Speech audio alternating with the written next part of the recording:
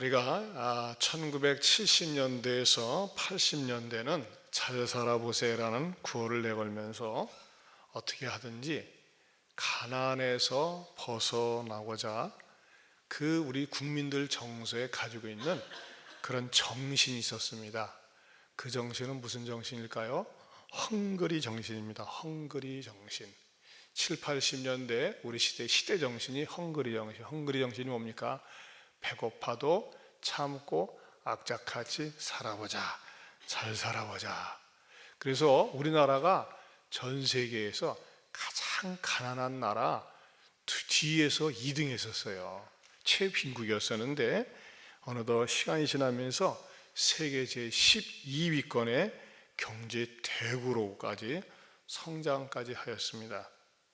그래서 사실 해외에 나가보면 말이죠, 얼마나 우리나라의 문화시설이나 환경이 좋은 그런 나라인지 비교할 수가 없습니다. 하지만 부의 편중이나 극심한 취직난, 아무리 노력해도 나는 더 이상 어떻게 발전이 안 되겠다, 신분 상승이 안 되겠다, 이런 인식이 팽배하면서 최근에 금수저, 온수저, 흙수저라는 말이 나오게 되었습니다.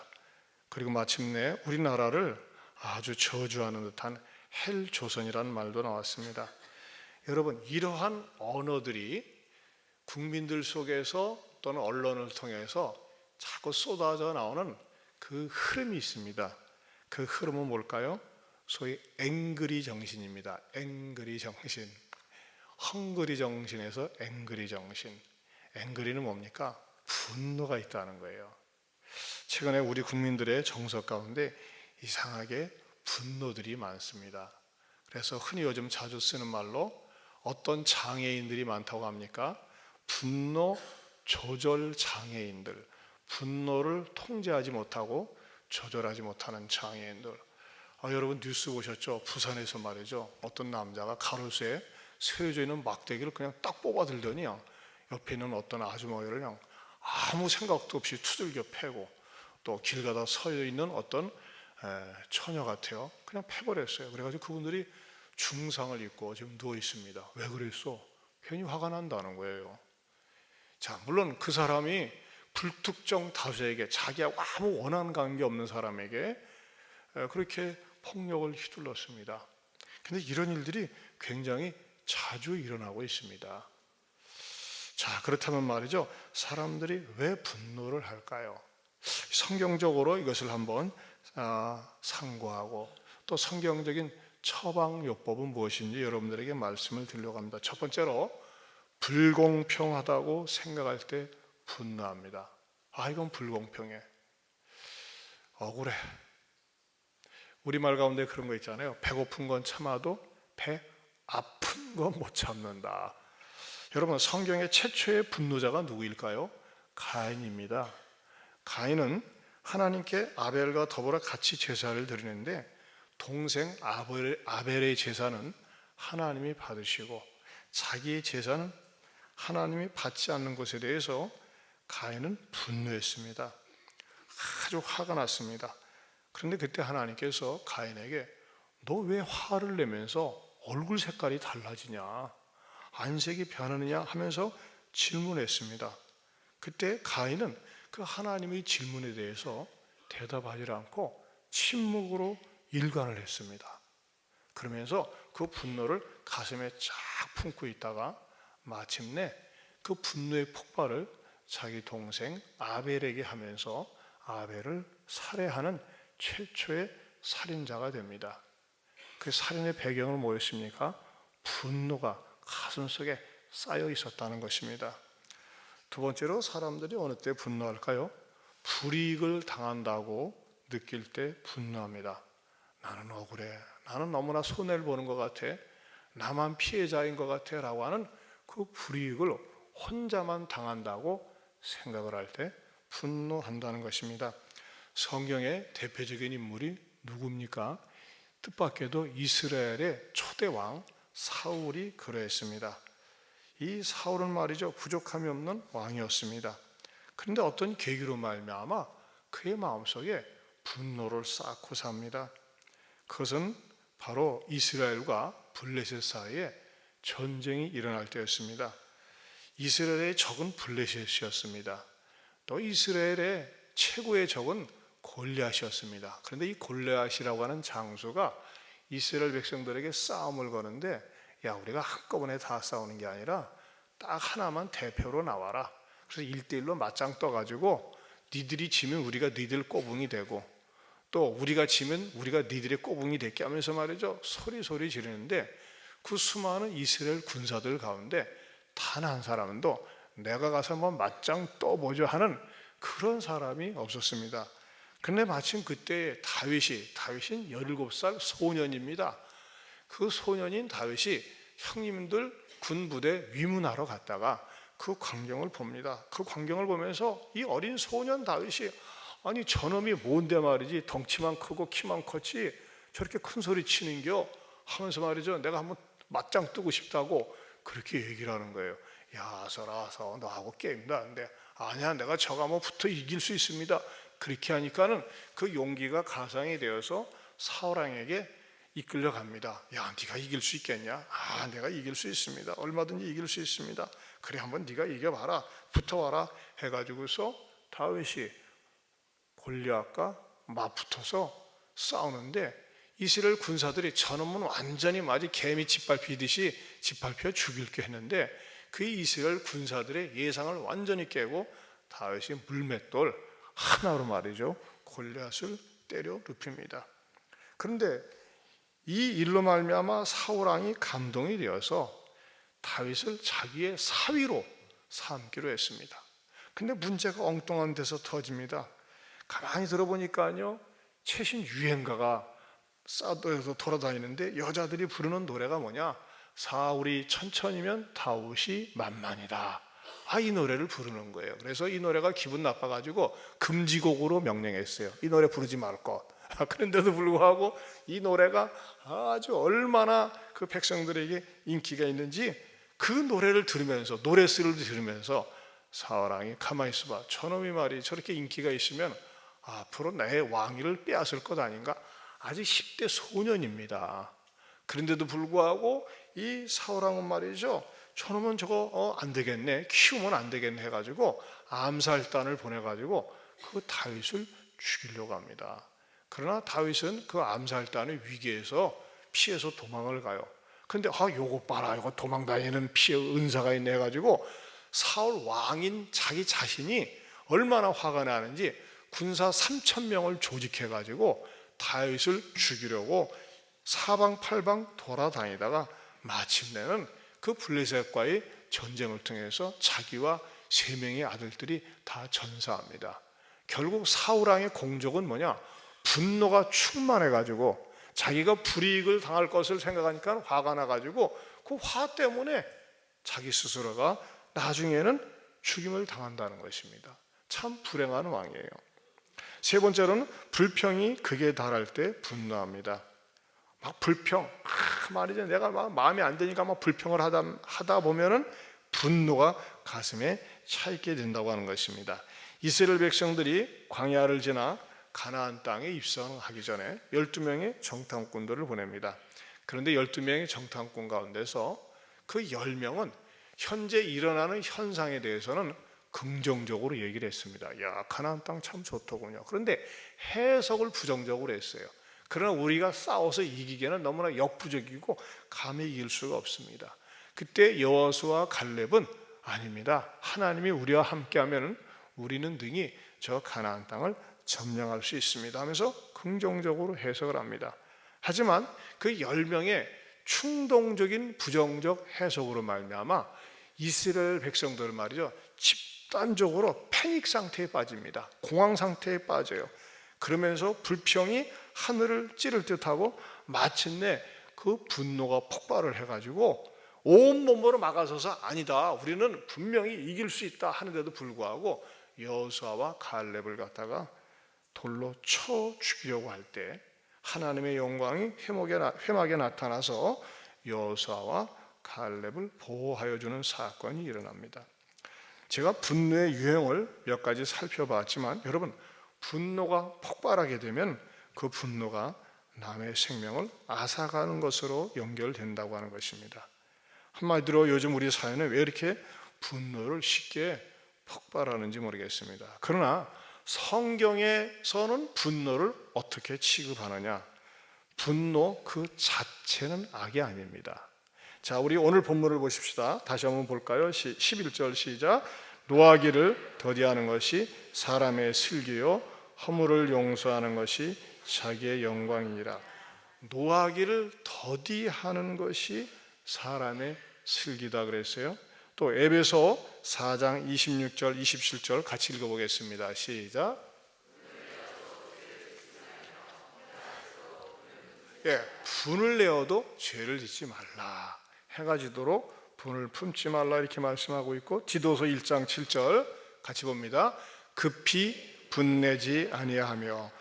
한마디로 성경은 말이죠, 분에 대한 어떤 분노에 대한 어떤 태도를 가지고 있느냐, 분을 아주 내지 말라는 것이 아니라 분을 내도 더디 내고, 또 분을 내어도 죄를 짓지 말고 급히 내지 말라고 하는 것입니다. 그렇다면 성경은 무엇을 우리들에게 분노에 대해 감정을 가르쳐주고 있습니까? 첫째는 분노 감정을 이해해야 한다는 것입니다. 내가 막 화가 나요. 분노가 일어나요. 성경 이거 자체를 인정합니다. 가인이 분노했던 것은 하나님이 자기 제사는 받아주지 않고 동생 아벨의 제사를 받은 것 때문에 몹시 분했습니다. 그때 하나님이 이렇게 질문했어요. 창세기 4장 6절을 보겠습니다. 같이 봅니다. 여호와께서 가인에게 이르시되 내가 분하여 함은 어찌 됨이며 안색이 변함은 어찌 됨이냐. 여러분, 화가 뿔따구가 난다고 그러잖아요. 화가 나면요 일단 얼굴 색깔이 변해요. 그렇죠? 화가 나는데 아무렇지도 않은 사람은 없어요. 일단 화가 나면 막 분노가 이글이글 나면 얼굴 색깔이 변합니다. 야, 너 왜 이렇게 분하냐? 왜 얼굴 색깔이 변하냐? 이렇게 하나님이 물어봤어요. 이렇게 하나님이 물어보면 가인이 분명히 대답을 할 수 있는데도 불구하고 침묵 모드로 나갑니다. 하나님이 물어보는 것은 가인을 치료해 주기 위해서 물어보는 건데 그걸 무시를 해버려요. 한마디로 얘기해서 하나님이 묻는 질문에 대해서 하나님을 무시한다는 것입니다. 여러분, 어떤 사람이 무섭습니까? 화가 부글부글 이르는데 그것을 표현하지 않고 가슴속에 싹 담아두는 사람, 굉장히 무서운 사람입니다. 그런 사람은 어떤 마음을 갖습니까? 여시 두고 보자. 두고 보자는 사람 조금 좁게 무섭습니다. 분노를 감추고 사는 사람이 무서운 것입니다. 왜 그런지 아세요? 여러분, 대부분의 모든 음식이나 먹거리나 어떤 물건들을 보면요 유통기한이 있어요. 그런데 아무리 좋은 음식이라도 좋은 상품이라도 냉장고에 오래 두면은요 유통기한이 지나면 썩고 상하게 되어 있습니다. 유통기한이 지난 그런 음식을 먹으면 어떻게 됩니까? 반드시 탈이 나게 되어 있습니다. 여러분, 분노도 유통기한이 있어요. 분노도 유통기한이 있어요. 그 분노를요 어떻게 하든지 쉽게 해소를 해야지, 분노를 가슴에 담아놓고 가만히 살아보세요. 그는 분노가 시간이 지나면서 자신의 몸과 마음과 영혼을 상하게 합니다. 여러분, 분을 오랫동안 며칠이고 몇 년이고 품고 있어 보세요. 그게 암의 원인도 되는 거예요. 화가 나니까 뭐라고 그래? 우리말 가운데 속 상한다 그러잖아요. 속이 상하는 거예요. 여러분, 그 고사성어 가운데 아주 무서운 말이 있어요. 와신상담. 와신상담 아시죠? 와신상담이 무슨 뜻입니까? 마음에 분노가 가득 차 있는 거예요. 그러니까 이 분노를 어떻게 하느냐? 거북한 숲에, 소위 숲이라고 하는 것은 잡목이나 뗄나무인데 거기에 누워 자고서 쓸개를 맛보면서, 쓸개를 씹으면서 반드시 원수를 갚아야지, 그런 마음으로 참고 견딘다고 하는 것입니다. 이 와신상담의 유래가 어디서 나왔습니까? 중국 춘추 시대에 우리 오씨 조상으로부터 나왔어요. 보니까는 오나라 왕 부차가 아버지 원수를 갚고자 이 잡목, 아직 잠을 자도 말이죠 편하게 자지 않는 거예요. 이 나무 잘라는 그런 데서 불편하게 자면서 편하게 자면은 그 원수 갚는 것을 잊어버릴까봐 불편하게 자면서 쓸개를 씹으면서 말이죠, 복수를 꾀하고 올나라의 왕 구천을 마침내 항복시킵니다. 그런데 문제는 뭐냐? 이 패한 구천은 또 역시 쓸개를 맛보면서 복수를 꾀다가 그 오나라 부차를 패배시킨다고 하는 고사에서 유래된 말입니다. 결국은 쌍방이 다 죽습니다. 참 못난 오나라 조상입니다. 그러면 어떻게 분노를 처리해야 합니까? 어떤 식으로 분노를 처리해야 될까요? 특별히 우리 그리스도인들은 두 번째로 분노의 감정을 털어놓아야 합니다. 분노의 감정. 누구에게 털어놓아야 될까요? 하나님 앞에 털어놓아야 합니다. 하나님이 가인에게 야, 너 왜 이렇게 안색이 변했어? 왜 화가 나서 물어보았을 때 가인이 이렇게 대답하면 해결됐습니다. 하나님, 왜 제 제사는 받으시고 제 제사는 안 받으세요? 내 동생 아벨의 제사는 기쁘게 받으시고 왜 내 제사는 안 받으시는 거예요? 뭐가 문제가 있어요? 하면서 하나님께 물어보았더라면 하나님은 그 질문에 대해서 네가 성의가 없어서 믿음이 없어서 하면서 가르쳐 주셨을 것입니다. 그러나 가인은 그 분노를 가슴에 탁 품고서 동생을 살해하는 것으로 마무리 짓고 평생 유리방황하면서 살게 됩니다. 여러분, 그렇습니다. 분노를 해결하지 않고 마음속에 간직하면서 그걸 묵히면서 사는 것은 언젠가 어디에서 극단적인 방법으로 표출될 수 있다고 하는 것입니다. 사울 같은 경우만 해도 그렇습니다. 어린 다윗, 10대 소년 다윗이 인기가 막 올라갔을 때, 화가 났을 때에 하나님 앞에 나가서 하나님, 제가 좀 창피한데 왕인 그 내가 저 어린 다윗이 저렇게 인기가 있는 것에 대해서 저놈이 저거 왕이 되면 어떻게 됩니까? 하면서 창피하지만 하나님 앞에 해결해 달라고 하나님 앞에 기도했어야 했습니다. 내가 불이익당하면 어떡하죠? 내가 망신당하면 어떡하지? 하면서 하나님 앞에 기도했다면 하나님은 반드시 그의 마음속에 불타오르는 분노의 감정을 꺼주시고 차분하게 냉정하게 대처할 수 있도록 은혜를 주셨을 것이라는 것입니다. 또 가나안 정탐을 하고 가서 말이죠, 자기네들의 기대치와는 맞지 않는다고 그래가지고 그 분노를 갖다가 폭발시켜가지고 여호수아와 갈렙을 죽이려고 하고 하나님을 대적하려고 하다가 마침내 재앙을 맞아들이는 그 이스라엘 군중들, 그 군중들이 어떠했습니까? 돌 시위를 하는 것이 아니라 그 자리에 납작 엎드려서 하나님, 저 가나안 땅 좋기는 한데 군사력이 막강하네요. 하지만 하나님이 우리를 이스라엘에서도 이끌어 주셨는데 우리들을 이끌어 달라고 하면서 말이죠, 하나님 앞에 엎드려 기도했더라면 하나님께서 왜 그들의 기도에 문제에 답을 주시지 않겠습니까? 여러분, 우리도 마찬가지입니다. 우리가 인생을 살면서 나에게 닥친 어떤 불공평한 일들, 어떤 불이익들에 대해서 때로는 불평이 고조될 때 그것을 인간적인 방법으로 털어놓고 해소하려고 하지 말고 하나님 앞에 물어보세요. 하나님, 사실 제가 분노의 감정이 있습니다.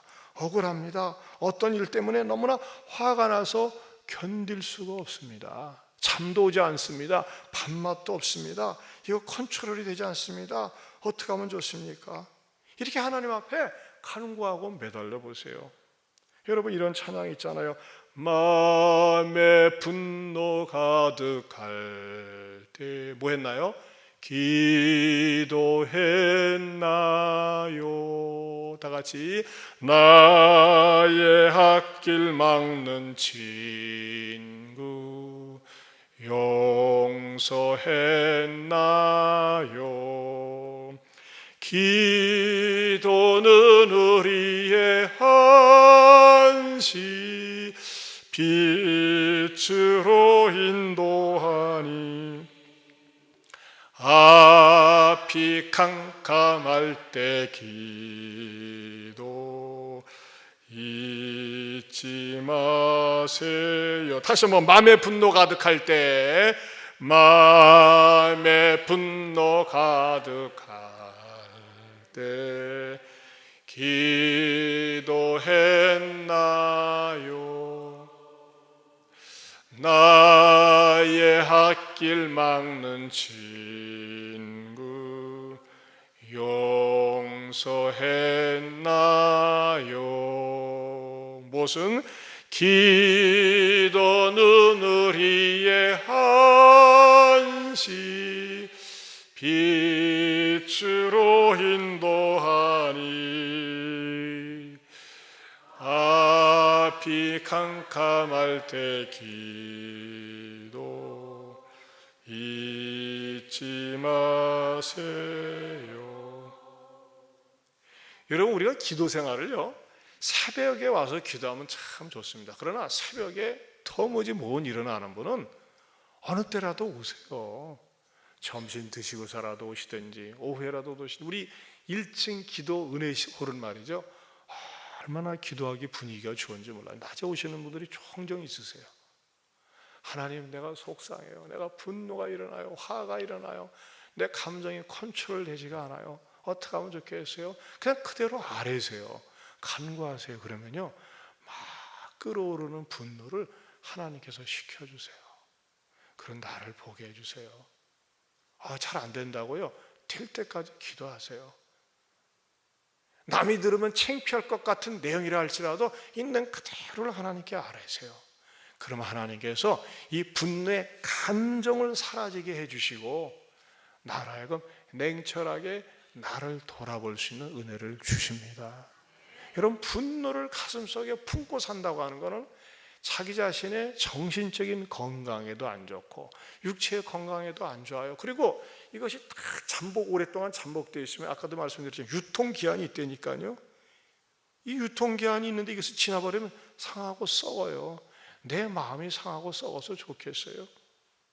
특별히 세 번째로는요, 분노의 수준을 높일수록 성숙합니다. 분노의 수준을 높인다.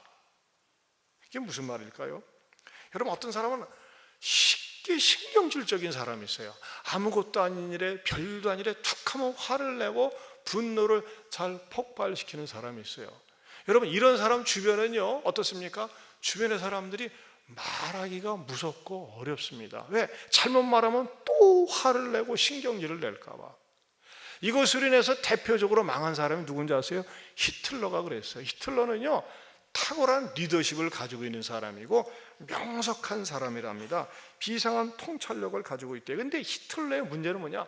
너무나 쉽게 화를 낸대요. 조금만 마음에 안 들면, 비예상하면 화를 내니까 주변에 있는 부관들이, 참모들이 히틀러에게 뭐 조언을 하거나 말하는 것을 너무너무 어려워했대요. 그 대표적인 것 때문에 망한 게 뭐냐? 1944년 6월 연합군이 노르만디 상륙을 감행했을 때 기갑 사단만 동원해도 그 연합군을 물리칠 수 있었대요. 그런데 그 부관이 히틀러에게 지금 연합군이 이렇게 상륙을 감행한다고 보고를 하려고 하는데, 그 시간에 히틀러가 낮잠 자고 있더래. 깨워야 되는데 낮잠 자는 거 깨우다가 신경질 내가지고 또 말이죠, 분노를 맞이하면 어떻게 할까 가지고 겁나가지고 낮잠 자는 거 깨웠다고 혼날까봐 안 깨우다가 쫄땅을 망했답니다. 보세요, 얼마나 이 군사적으로 위험한 그런 상황인데도 잘못 깨웠다가는 화를 입을까봐 건들지 못해가지고 망했다고요. 물론 역사적으로 망하긴 잘했죠. 하지만은 이렇게 분노를 쉽게 폭발함으로 말미암아 주변 사람들이 가까이 하기 어렵다고 하는 것입니다. 여러분, 우리가 사소한 일에, 아무것도 아닌 일에 자꾸 분노를 표출해 버릇하면요, 이게 습관이 될 수 있어요.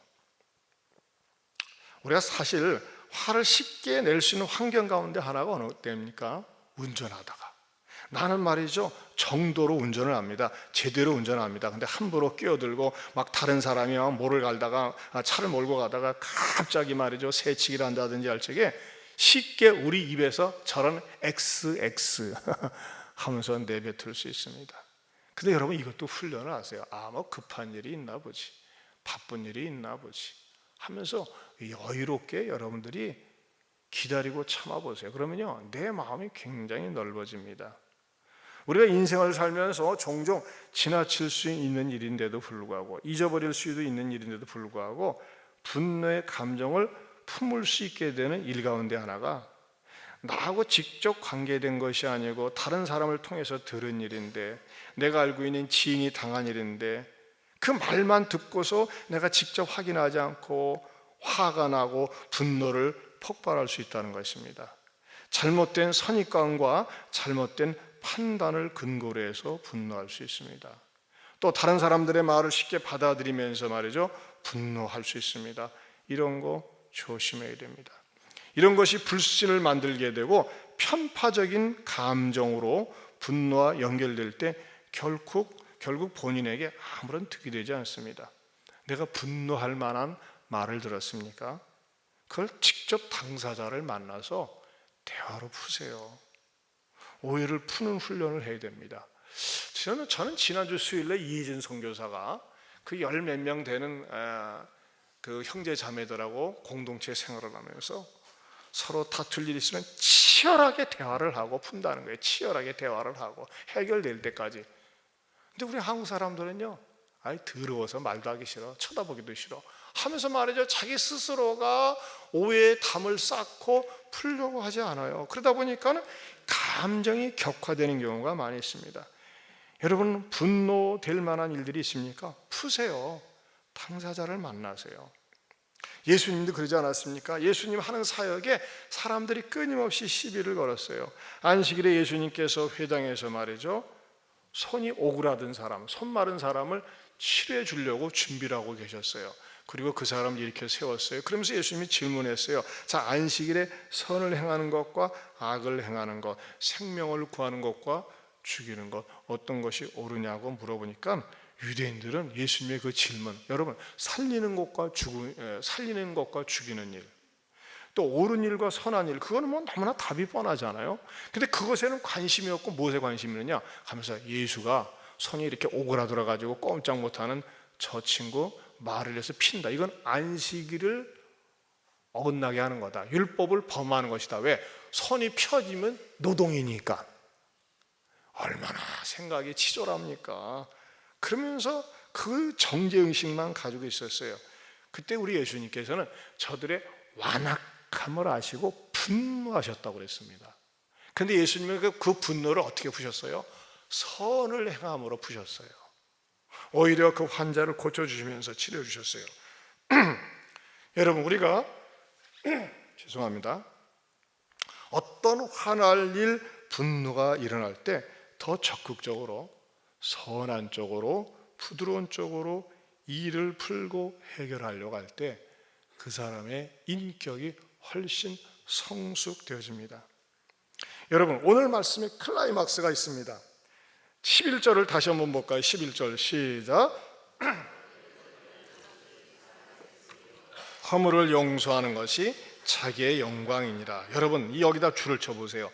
허물을 용서하는 것이 자기의 영광이니라.